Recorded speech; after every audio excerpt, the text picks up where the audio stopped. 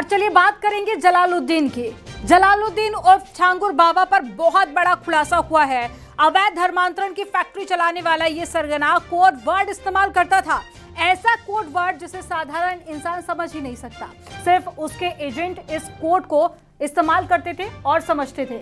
नेपाल से लेकर देश के अलग अलग हिस्सों में फैले एजेंट से छांगुर इन्हीं कोड वर्ड के जरिए बात करता था और धर्म परिवर्तन का टारगेट चुनता था, समय देता था और फिर अमल करता था। आपको बताते हैं कि कौन से कोड वर्ड है और इसका मतलब क्या होता है, आपको एक रिपोर्ट के जरिए दिखाते हैं।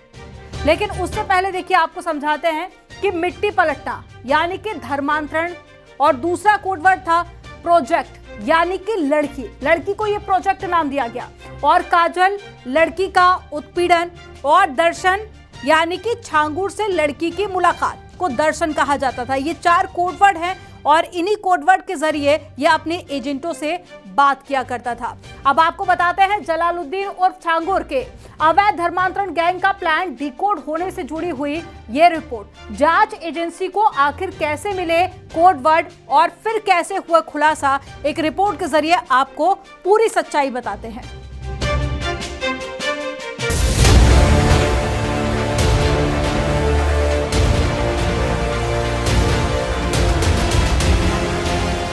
बलरामपुर की आलीशान कोठी में चलता था एक खौफनाक खेल।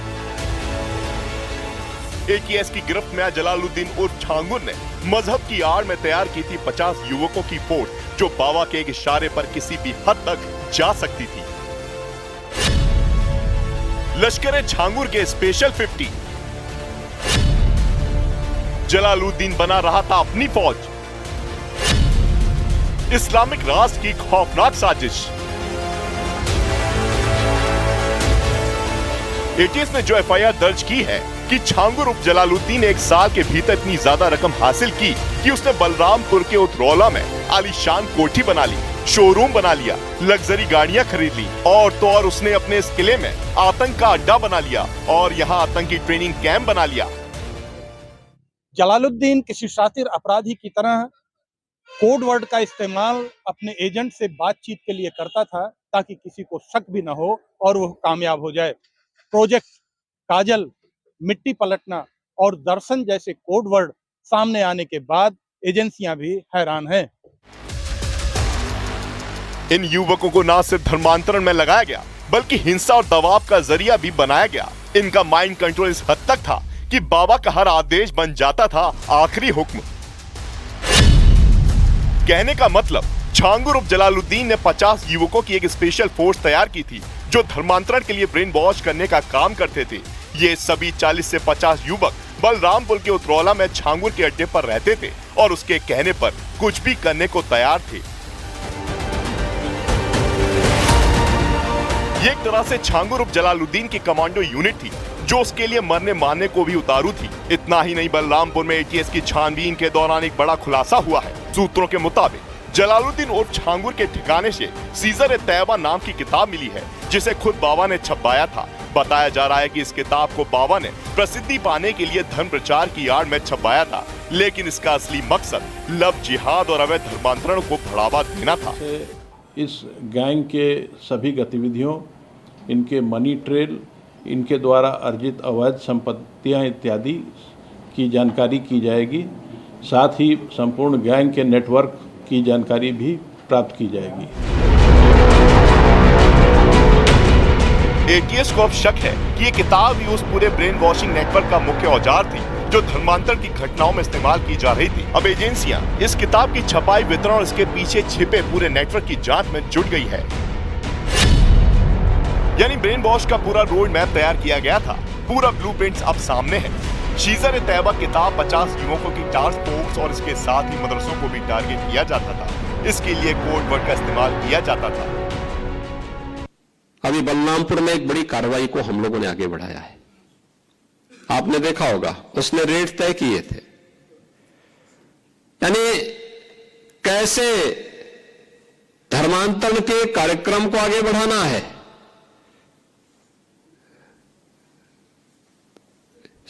हिंदुओं में, ब्राह्मण में, क्षत्रिय में, सिखों में, अन्य ओबीसी जातियों में अनुसूचित जाति जनजाति के लोगों को कैसे धर्मांतरित करना, सबके रेट उसने तय किए हुए थे। विदेशों से उसमें धनराशि आ रही थी।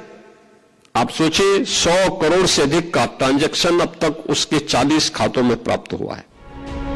सूत्रों के अनुसार जलालुद्दीन उर्फ छांगुर मुस्लिम युवकों को पैसा देता था और हर हिंदू लड़की के लिए अलग रेट तय करता था। एटीएस के हाथ लगे कॉल रिकॉर्डिंग को जब डिकोड किया गया तो सामने आया कि छांगुर कुछ खास शब्दों से अपनी धर्मांतर टास्क फोर्स को निर्देश दिया करता था, जैसे मिट्टी पलटना शब्द धर्मांतरण के लिए, प्रोजेक्ट शब्द लड़कियों के लिए, काजल मानसिक प्रताड़ना के लिए और दर्शन शब्द लड़की से मिलने के लिए इस्तेमाल करता था। एटीएस की रिपोर्ट में यह भी सामने आया है कि बाबा ने मजहबी संस्थाओं के नाम पर एक पूरा सिंडिकेट खड़ा किया और उसे फैला दिया। अब एजेंसियां ये पता लगाने में जुटी हैं कि आखिर ये खेल कितने राज्यों और देशों तक फैला है।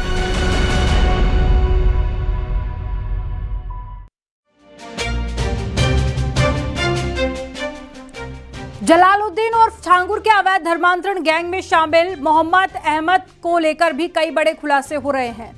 आपको बता दें कि मोहम्मद अहमद से भी न्यूज़ 18 ने बातचीत करने की कोशिश की थी और उसके बाद में मोहम्मद अहमद की क्राइम कुंडली भी जांच एजेंसी खंगाल रही है। बलरामपुर से लेकर पुणे तक मोहम्मद अहमद ने छांगुर की मिलीभगत से अकूत दौलत कमाई और बलरामपुर में साल 1993 में पूर्व सांसद पर हमले का मामला अब भी चल रहा है। उस घटना को याद कर लोग आज भी सिहर उठते हैं। जाहिर है कि छांगुर का राइट हैंड कहे जाने वाला मोहम्मद अहमद इस गैंग का सक्रिय सदस्य है।